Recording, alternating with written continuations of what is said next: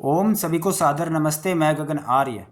देखिए, स्त्री और पुरुष जो है, महिला और पुरुष, उन दोनों में आपस में परमात्मा ने प्राकृतिक रूप से आकर्षण डाला हुआ है। ठीक है ना। दोनों एक दूसरे के प्रति आकर्षित होते हैं। ठीक है ना। अब महिला और पुरुष में तो माता भी हो सकती है, बहन भी हो सकती है, या फिर भाभी भी हो सकती है, या फिर बाहर की कोई दूसरी महिला हो सकती है। अब आकर्षण तो है, महिला पुरुष में आकर्षण रहेगा, ये परमात्मा ने बनाया है। तो इसीलिए परमात्मा ने तो आकर्षण बना दिया, लेकिन उसके लिए परमात्मा ने नियम भी बनाए हैं कि इस आकर्षण को ख़त्म करना जरूरी है। कम से कम इस आकर्षण को बनाया जाए।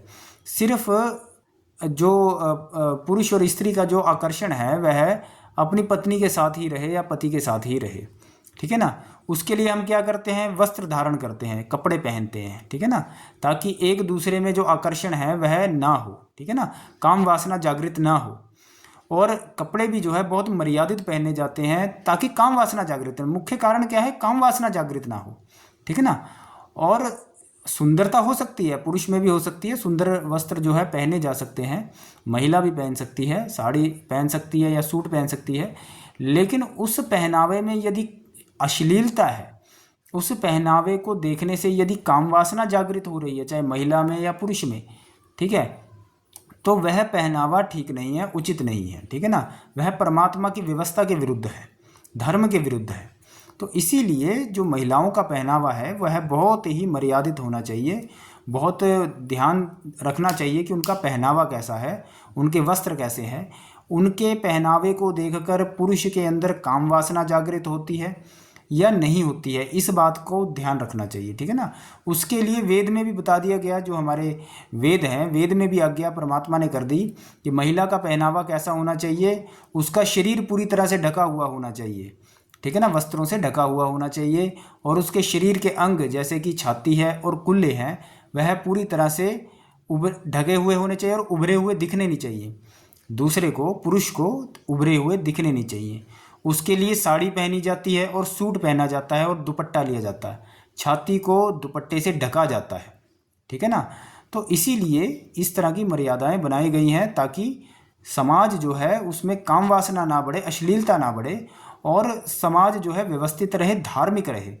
आज के समय में जितनी ज़्यादा बलात्कार हो रहे हैं उसके पीछे मुख्य कारण क्या है, अश्लीलता है।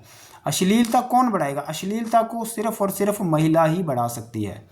महिला ही अश्लीलता को बढ़ाती है। ठीक है ना। सभी महिला तो नहीं कह सकते, जब बात की जाती है तो मुख्य रूप से ज़्यादातर जो अश्लीलता बढ़ाती है उन्हीं को ही कहा जाता है। तो महिला ही अश्लीलता को बढ़ाती हैं। यदि जैसे कि आपने देखा होगा आजकल सोशल मीडिया पर अश्लीलता बढ़ रही है बहुत ज़्यादा। ठीक है ना। और आपने देखा होगा कि जो महिलाएं हैं, बहू बेटियां हैं, उनको घर से संस्कार नहीं मिलते हैं, तो वह भी इस तरह का पहनावा पहनती है, कपड़े पहनती है, जिससे पुरुष वर्ग में अश्लीलता बढ़ती है। ठीक है ना। तो उससे क्या होता है, बलात्कार बढ़ते हैं। उससे क्या होता है, व्यभिचार बढ़ता है, गृहस्थ जीवन उससे खराब होता है। इसीलिए महिला को के जो कपड़े हैं उस पर विशेष ध्यान देना चाहिए। मैं तो कहता हूँ कानून बनना चाहिए। और जो महिला के वस्त्र जिस महिला के वस्त्र जो है वह अश्लील है, उस महिला को दंड मिलना चाहिए, क्योंकि वह समाज में गलत काम कर रही है और समाज में अश्लीलता को बढ़ा रही है। बलात्कार को बढ़ाने का कारण ये महिला की अश्लीलता है, महिला के वस्त्र है। ठीक है ना, अश्लील वस्त्र है। तो इसीलिए हमें इस बात पर ध्यान देना चाहिए, घर की बहू बेटियों को भी समझाना चाहिए। ठीक है ना।